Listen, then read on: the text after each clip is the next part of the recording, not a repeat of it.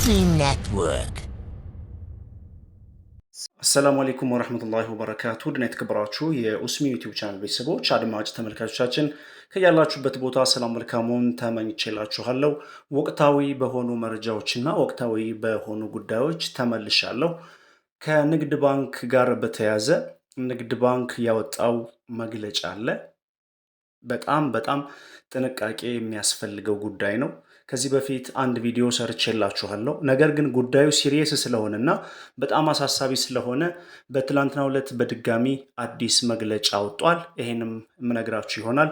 ከባንኮች ጋር በተያያዘ የተለያዩ ባንኮችም ናሽናል አይዲን በተመለከተ የተለያዩ አይነት መግለጫዎች እያወጡ ይገኛሉ።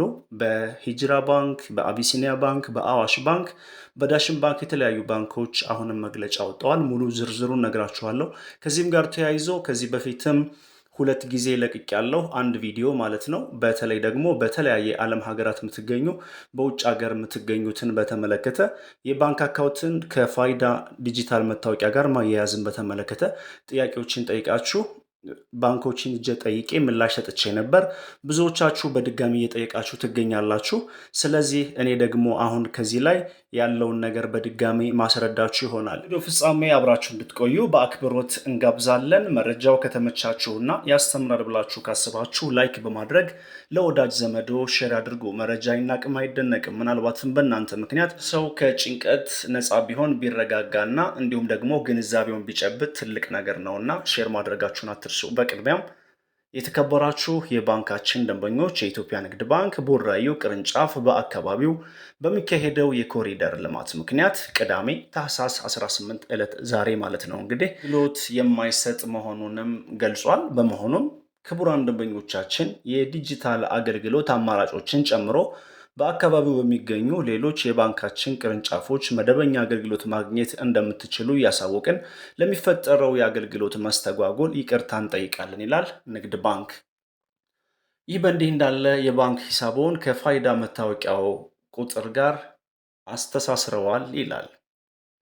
የተከበራችሁ የሂጅራ ባንክ ደንበኞች የኢትዮጵያ ብሔራዊ ባንክ ህዳር 25 ቀን 2018 ባወጣው መመሪያ መሰረት የባንክ ደንበኞች የባንክ አካውንት ለማግኘት እና ሂሳብን ለማንቀሳቀስ የባንክ አካውንታቸው ከፋይዳ መታወቂያቸው ወይንም ከፋይዳ መታወቂያ ቁጥራቸው ጋር ማጣመር እንዳለበት ደንግጓል። ብሔራዊ ባንክ እንዳሳወቀው ከዚህ በታች በተዘረዘረው የጊዜ ሰሌዳ መሰረት የፋይዳ መታወቂያ ቁጥራቸውን ከባንክ አካውንታቸው ጋር ያላስተሳሰሩ ደንበኞች በየትኛውም ባንክ ሂሳባቸውን ለማንቀሳቀስም ሆነ ሌሎች አገልግሎቶችን ወይንም ሌሎች የባንክ አገልግሎቶችን ማግኘት እንደማይችሉም አሳስቧል። ስለሆነም የተከበራችሁ የባንካችን ደንበኞች እዚህ በታች የተገለጸው የጊዜ ሰሌዳ ከመጠናቀቁ በፊት በአቅራቢያችሁ በሚገኙ የባንካችን ቅርንጫፎች በአካል ቀርባችሁ የፋይዳ መታወቂያ ቁጥራችሁን ባለ 16 አሃዝ ወይንም ደግሞ FAN ነምበር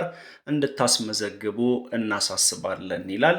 የጊዜ ሰሌዳውን በተመለከተ ሁሉም ባንኮች ተመሳሳይ ነው።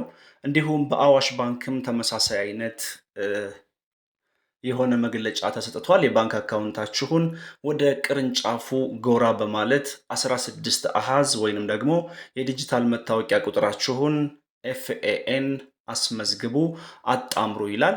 የጊዜ ሰሌዳውን በተመለከተ በሁሉም ባንኮች ተመሳሳይ አይነት መግለጫ ነው ያለው።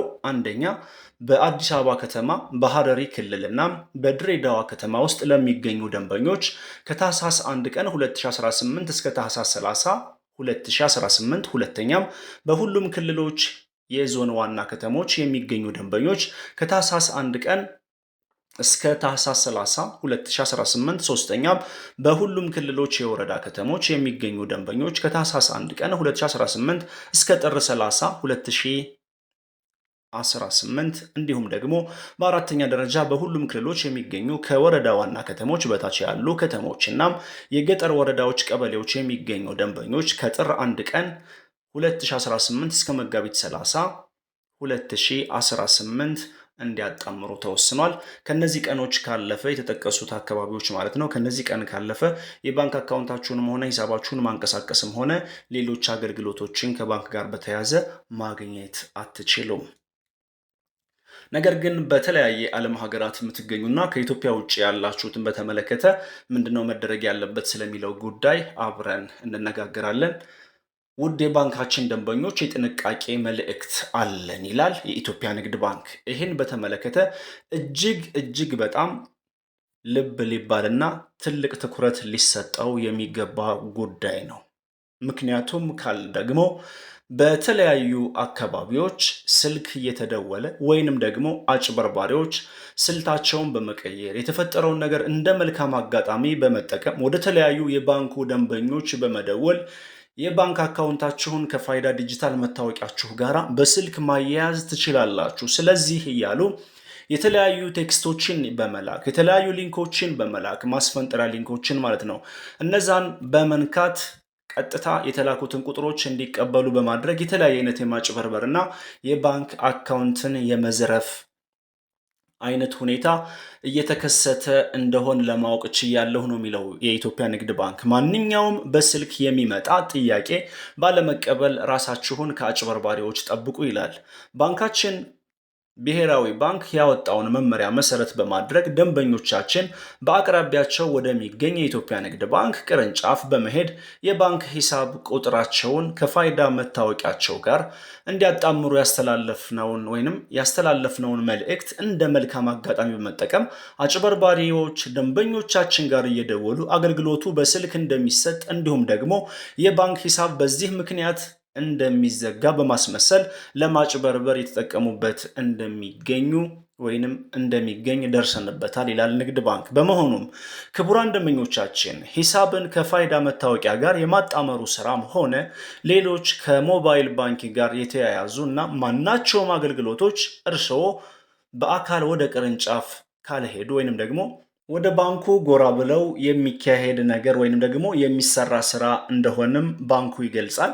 ስለሆነም በስልክ ተደውሎ የማይሰጥ መሆኑን አውቃችሁ በስልክ ለሚመጡ ጥያቄዎች ምላሽ ባለመስጠት ራሳችሁን፣ የባንክ አካውንታችሁን፣ ገንዘባችሁን ከአጭበርባሪዎች እንድትጠብቁ በአክብሮት እናሳውቃለን ይላል የኢትዮጵያ ንግድ ባንክ። ከዚህም ጋር ተያይዞ ይሄ ሁለተኛ መግለጫው ነው። ይሄን የጥንቃቄ መልእክት በተመለከተ ማለት ነው። ስለዚህ በተለያየ የኢትዮጵያ አካባቢዎች የምትገኙ የቻናል ቤተሰቦችና አድማጭ ተመልካቾቻችን እንዲሁም ደግሞ በተለያየ ዓለም ሀገራት የምትገኙ ይሄን ጉዳይ ለቤተሰቦቻችሁ በመደወል ግንዛቤ ማስጨበጥ ይኖርባችኋል።